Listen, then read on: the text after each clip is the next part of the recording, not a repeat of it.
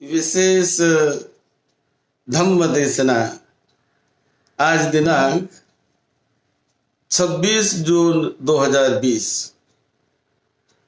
हम मूल पाली त्रिपिटक के मूल ग्रंथों पर चर्चा कर रहे हैं, जहां तथागत भगवान बुद्ध की बड़ी अमृतमय वाणी संग्रहित है। उसमें से दीघ निकाय पर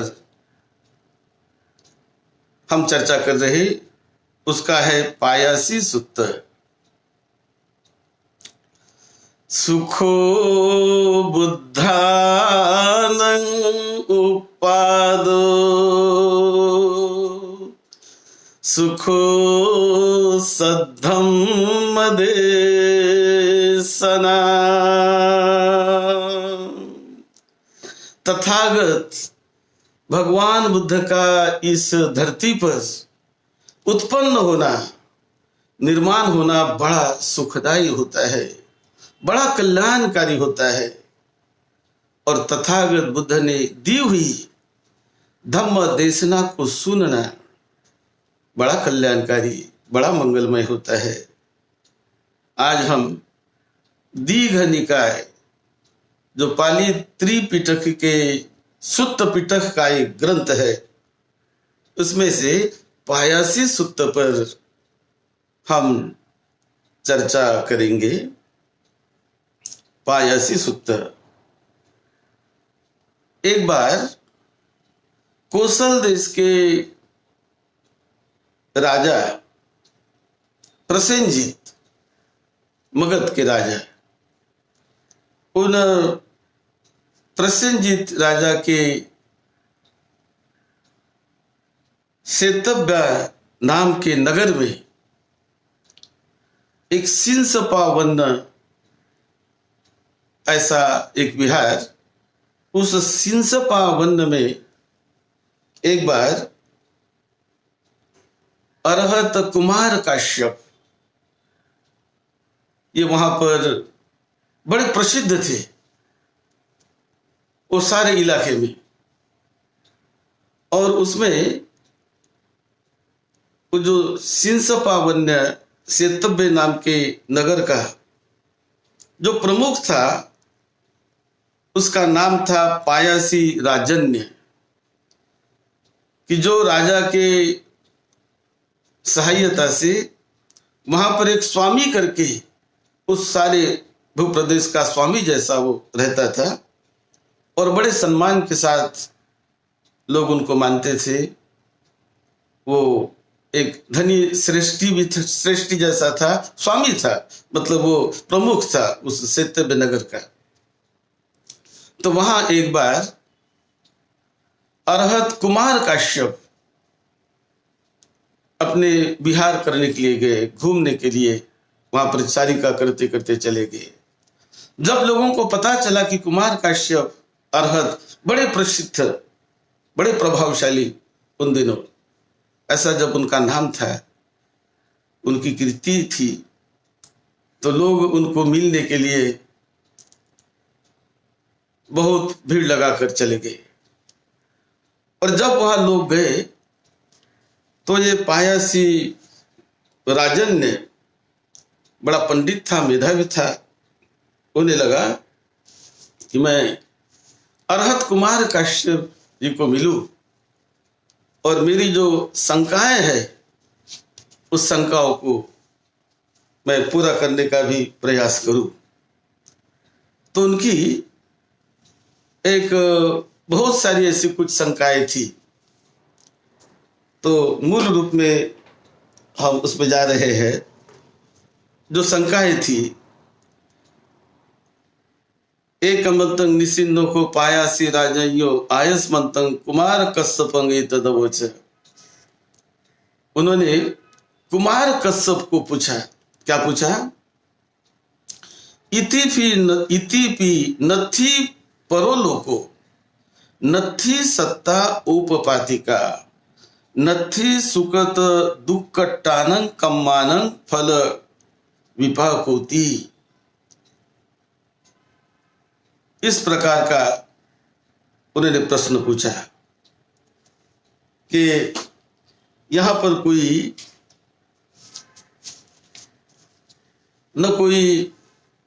परलोक होता है, कोई परलोक हमें दिखता नहीं, तो मैं परलोक होता है ऐसा नहीं मानता हूं।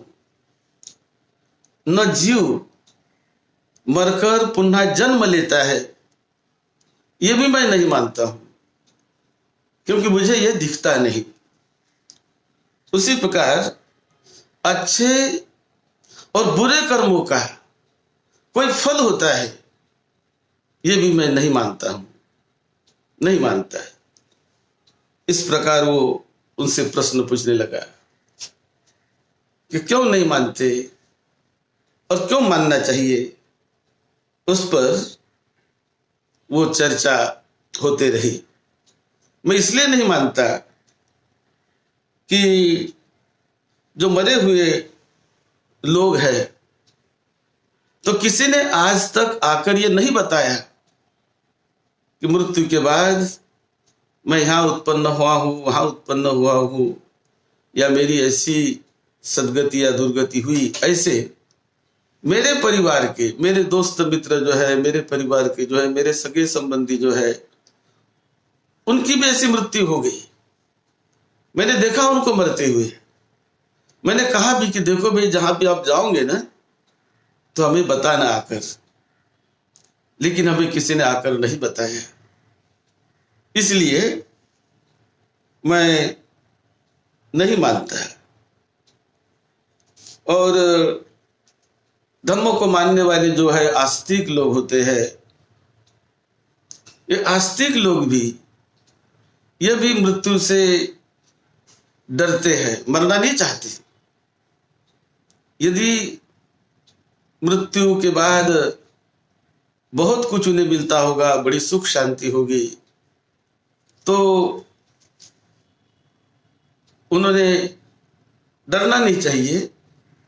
लेकिन मैं देखता हूं कि लोग मृत्यु नहीं चाहते हैं, वो चाहते कि मैं जीवित रहूं।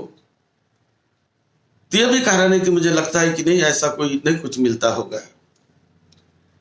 और फिर जीव के निकल जाने पर, प्राण निकल जाने पर शरीर वो जड़ हो जाता है। ये क्यों जड़ हो जाता है? ये सारे प्रश्न मेरे मन में है, और इसीलिए मैं ये नहीं मानता, मैं ये विश्वास नहीं करता। ऐसे मेरी धारणा बन गई है। ऐसा वो अरहत कुमार काश्यप को प्रश्न पूछ रहे हैं। तो तब कुमार काश्यप ने बहुत सारी उपमाएं देकर उन्हें समझाने का प्रयत्न किया कि जैसे कि हम यहां देखते हैं कर्म का जो फल की बात है, तो यहां जो कोई बुरा काम करता है, कोई किसी की चोरी करता है, कोई किसी की हत्या कर लेता है, तो उसे पकड़ने के बाद, सिद्ध हो जाने के बाद हम नाना प्रकार से दंडित करते हुए देखते हैं। राजा उन्हें बांध कर, हाथ पांव बांध कर लाता है, राजा उन्हें फांसी की शिक्षा देता है, तो कभी कई प्रकार के दंडों की शिक्षा देता है। क्यों देता है ये शिक्षा? क्योंकि कर्म का ही फल है ना। उसने जो बुरे काम किए, लोगों को सताया, जो काम नहीं करना चाहिए, ऐसे काम जब वो करता है तो उन्हें दंड मिलता है। तो दंड यानी उसके कर्मों का ही फल है जो यहां मिलता है। इसी प्रकार कुछ लोगों को पुरस्कार मिलता है, राजा उसका सम्मान करता है, राजा उसे कोई जमीन जायदाद दे देता है। क्यों? क्योंकि वो कोई अच्छे कर्म करता हो, अच्छे काम करता हो, इसलिए ना ये उसे मिलता है। तो ये तो कर्म का ही फल है, ऐसा तुम यहां तो देखते ही है। इसी प्रकार जो लोग मृत्यु के बाद मृत्यु के बाद जो लोग चले जाते हैं तो उनका जो जन्म कहीं दूसरे लोक में होता हो तो वो क्यों नहीं आते हमें बताने के लिए, ऐसा जो प्रश्न उसने पूछा है तो उसका उत्तर ऐसा वो देते हैं, यो कोपन राज्य मानुषकं वत्स सतं देवानं तावं तिस्सानं एसो एको रत्तिन दियो ताय रत्तिया 300 मासो तेनं मासेन 12 मासिवो संवत्सरो तेन संवत्सरेण दिव्यं वत्स सहस्रं देवानं तावं तिस्सानं आयुपमानं। तो उन्होंने बताया कि जैसे तावन तिस्स देवता लोक में यदि कोई जन्म लेता है तो तावन तिस्स देवता लोगों की उम्र जैसे मनुष्य के 100 वर्ष की उम्र होती है हमें इस मानव लोक में, तो हमारे मानव लोक के 100 वर्ष तावन तिस्स देवता लोक का केवल एक ही रात और दिन, ऐसी उनकी उम्र होती है। और ऐसे उनका एक दिन यानी मनुष्य लोग के 100 वर्ष, इसी प्रकार उनके 30 दिन का महीना और 12 महीने का उनका वर्ष, और ऐसे उनकी उम्र होती है 1000 दिव्य वर्ष उनको उम्र मिलती है। तो जब कोई व्यक्ति यहां से जाकर वहां अच्छी उनको गति मिलती, अच्छा उसका मान सम्मान होता, अच्छा उन्हें सुख मिलता, वैभव मिलता है, अच्छा उन्हें सुख शांति मिलती है, यहां से कई गुना अच्छी, तो वो कम से कम मान लो चाहे तो कि अरे देखो मनुष्य लोग सोते मैं मृत्यु होकर यहां पर आ गया हूं अपने पुण्य बल से, तो यहां आने के बाद मुझे तो जाना है मेरे उस मित्र को मिलने के लिए पायासी को, लेकिन पायासी को मिलने के पहले अब कम से कम यहां मैं एक दिन तो रहूं, 1-2 दिन तो आने के बाद रहूं, ऐसा यदि वो सोचता है और एक दिन यदि वो वहां पर रहता है और फिर आने का प्रयास करे तो तुम तो चले जाओगे।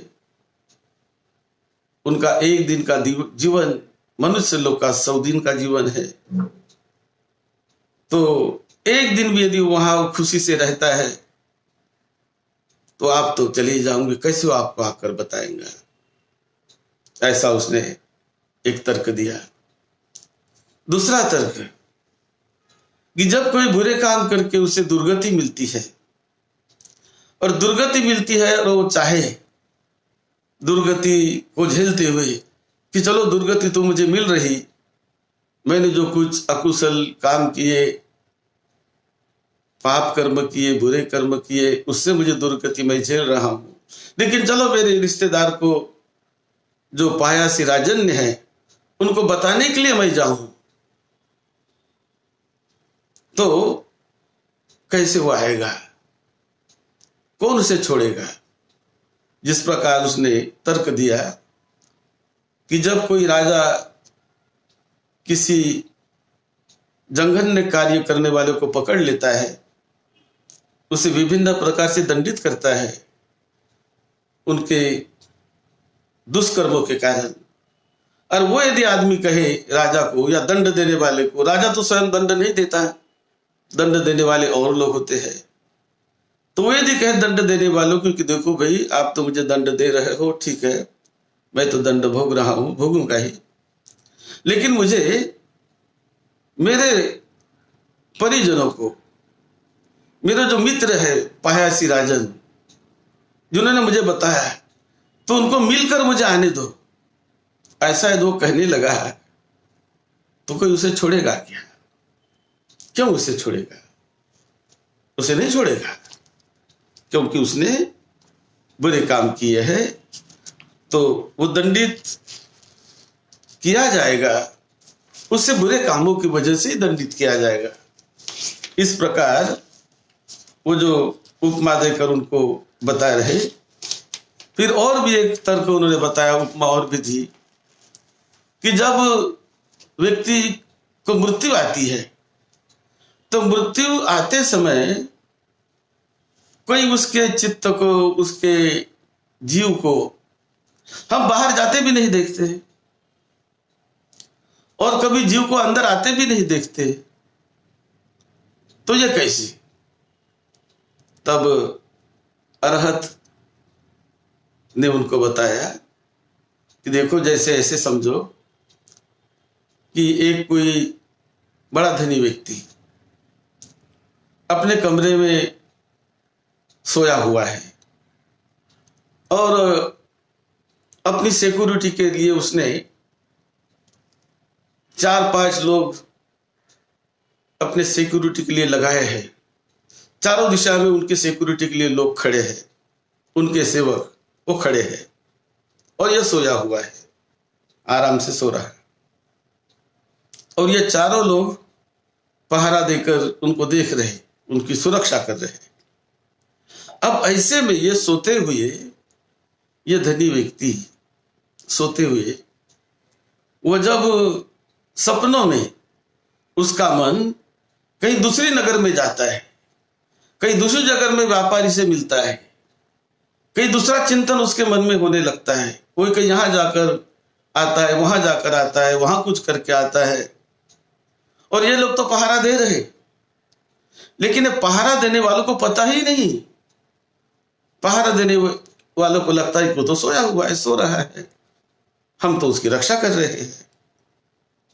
लेकिन वो सोते हुई अवस्था में ही उसका चित्त, उसका मन वो जहां वहां जाकर आता है, लेकिन ये पहरा देने वाले उसको देख नहीं सकते।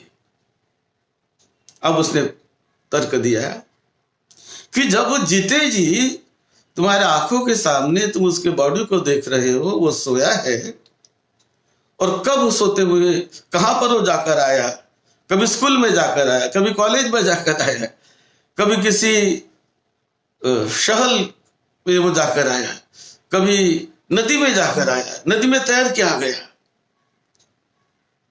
उसका मन तो तुमने तो नहीं देखा। क्योंकि अब जीते जी यदि आप उसके मन को नहीं देख सकते तो मृत्यु के बाद कैसे उसके मन को आप देख पाएंगे, कैसे देख पाएंगे? क्योंकि मृत्यु के बाद तो चित्त बड़े अदृश्य रूप से एक एनर्जी के रूप में वो जाता है। एनर्जी सभी दिखती ऐसा नहीं, कुछ एनर्जी होती है, वो अदृश्य रूप में काम करती है, दिखती नहीं हमें, लेकिन उसका कार्य अदृश्य रूप में चलते ही रहता है। फिर और एक उदाहरण दिया कि यदासो भो कश्यप अयो गुणो तेजो सहगतो च होती वायो सहगतो च आदित्यो संपज्जलितो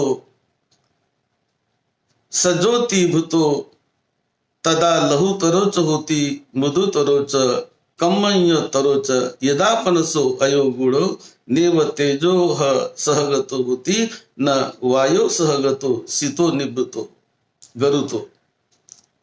यानी एक अग्नि का जो लोहे का गोला हो और वो लोहे का गोला अग्नि में तपाया जा रहा हो, बड़ा तेजस्वी, बहुत उसको उष्णता दी जा रही है, अग्नि में उसको तपाया जा रहा है, तो ऐसे तपाए जाने वाले अग्नि के गोले का वजन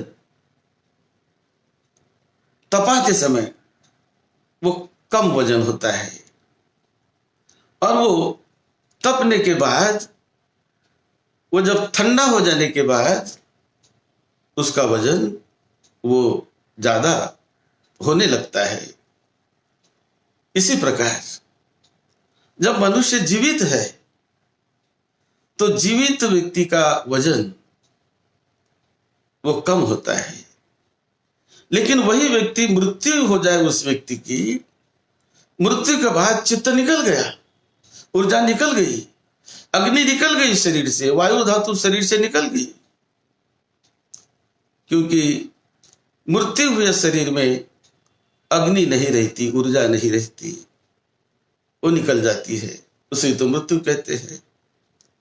मृत्यु पाए हुए शरीर में सांस नहीं रहता है, उसकी नब्ज नहीं चलती, नब्ज बंद हो जाती है, हृदय बंद हो जाता है, सांस नहीं चलता। तो वायु धातु निकल गई, वायु धातु का अंश चला गया, अग्नि धातु का अंश चला गया। जब वो थे, जब शरीर जीवित था, तो जीवित शरीर का वजन ये कम होता है, और वही व्यक्ति जब मृत्यु पा जाता है तो मृत्यु के बाद उसी व्यक्ति का वजन ज्यादा हो जाता है, वो भारी हो जाता है।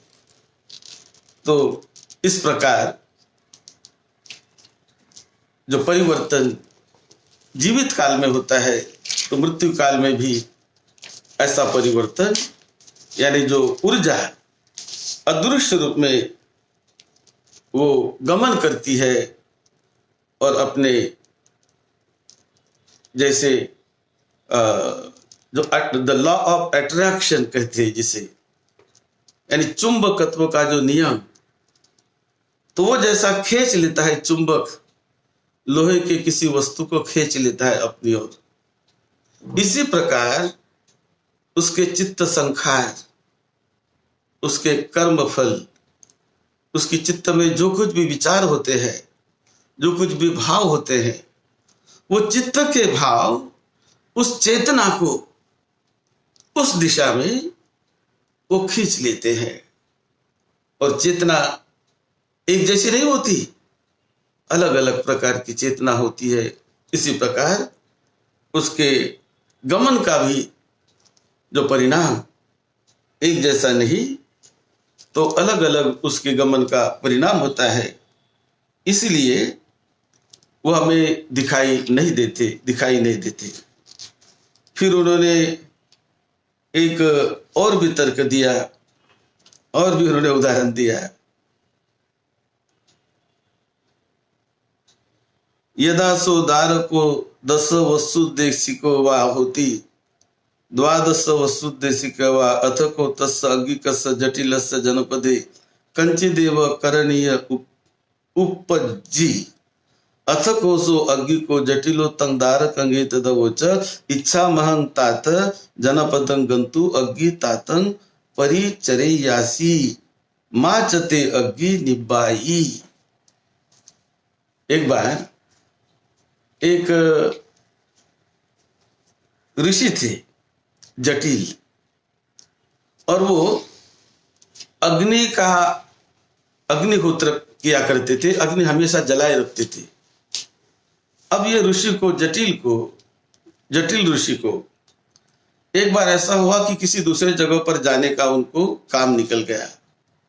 तो उसने अपने लड़के को बताया कि देखो भाई, ये अग्नि जो जल रही है, ये लकड़ी के भरोसे जल रही है, तो मैं अभी बाहर जा रहा हूं, मैं आऊंगा कुछ दिन के बाद, लेकिन अग्नि को बुझने नहीं देना,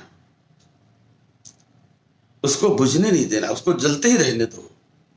ऐसा उसने अपने लड़के को बता दिया, और लड़के को बताकर वो जटिल ऋषि चला गया बाहर किसी काम से। और जब बाहर से आता है,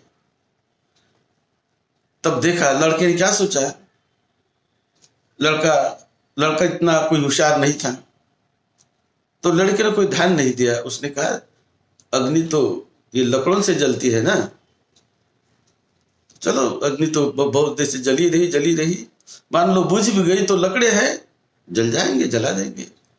ऐसा सोचकर वो लड़की ने ध्यान नहीं दिया और अग्नि बुझ गई। अब बुझने के बाद वो लड़का सोचता है कि अरे अग्नि तो बुझ गई, अब क्या करें। तो अग्नि तो ये लकड़े में है, ऐसा करके लकड़ी को तोड़ता है, फोड़ता है, काटता है, ये करता है, वो करता है, उससे तो कोई आग नहीं निकलने वाली, क्योंकि आग अग्नि का अंश, अग्नि का तत्व निकल गया तो बुझ गई। उससे तो जब जटिल आते हैं, अरे तुमने अग्नि बुझा दी? हाँ मैंने इसलिए बुझा दी कि लकड़ों से तो जल रही थी, मुझे लगा लकड़ों में ही अग्नि है। अरे भाई लकड़ों में कैसी अग्नि है? अग्नि तत्व तो अलग होता है, वो लकड़ी के सहारे जलता है। जब उसका सहारा खत्म हो गया, अग्नि बुझ गई, खत्म हो गई, अब कहां पाऊंगे उसे? इसी प्रकार जो चित्त है, मन है, वो मन शरीर के सहारे चलता है, कुछ स्कंदों के सहारे चलता है। तो जब उसका सहारा खत्म हो गया तो जो ऊर्जा निकल गई। तो इस प्रकार उसने समझा के बताया, और भी उन्होंने कुछ तर्क दिए, बहुत लंबा सूत्र है ये। और तर्क देने के बाद ये जो पायासी राजन ने बहुत प्रसन्न हुआ, और उन्होंने अरहत कुमार कश्यप को वंदन किया। उन्होंने कहा, आज सही में जो मैं भ्रम में था, मेरा भ्रम चला गया है, और जो बुद्ध ने सिखाया है तो वो बड़े अनुभव से सिखाया है। तो आज मैं बुद्ध को शरण जाता हूं। ऐसा हंग भो कश्यप तं भगवंतं गौतमं शरणं गच्छामि, धम्मं च शरणं गच्छामि, भिक्षु संघं च शरणं गच्छामि, उपासकं मं भव कश्यपोधारी तु अज्जतज्ञे पानुपेतं शरणं गतोति। उन्होंने अरहत कश्यप को वंदन किया और कहा कि आज मैं बुद्ध को शरण जाता हूँ, धम्मों को शरण जाता हूँ, और भिक्षु संघ को शरण जाता हूँ, 3 रत्नों को मैं शरण जाता हूँ। मुझे आप आजीवन उपासक करके धारण करिए, मुझे उपासक का दर्जा दीजिए। ऐसा कह के उन्होंने उनको वंदन किया और वो वहां से चला गया। तो इसी प्रकार इस सूत्र में आता है, उसके बाद वह मृत्यु के परांत पायासी देवपुत्र चातुर महाराज जी का देवता में उत्पन्न होता है, क्योंकि बदल गया। उसने दान देना शुरू कर दिया, उसने मानना शुरू कर दिया, उसने सील का पालन करना शुरू कर दिया, तो उसका लाभ हुआ। और उससे बढ़कर जो और भी दूसरे जो देवता है, जो तावंत इस समय जो उत्पन्न हुए थे, तो उनसे उनकी मुलाकात होती है और वो कहता है कि तुम तो ऐसी मान्यता वाले थे पहले। हाँ मैं पहले था, लेकिन आज मैं बदल गया हूँ और इसीलिए आज मैं यहाँ पर आया हूँ। और इस प्रकार से उनका वो वार्तालाप भी इस सूत्र में बताया हुआ है। तो ये जो दीघ निकाय का पायासी सूत्र, इसका इस प्रकार इसका वर्णन है। आज हमने उस पर थोड़ी चर्चा करने का प्रयास किया। सबका मंगल हो, आप सभी को निरोगत्व मिले, दीर्घायुष्य मिले, मंगल में आपकी जीवन यात्रा पार पड़े। सद्धम्म की सेवा में, आपकी सेवा में डॉक्टर भदंत राहुल बोधी महाथिर। आप सबका मंगल।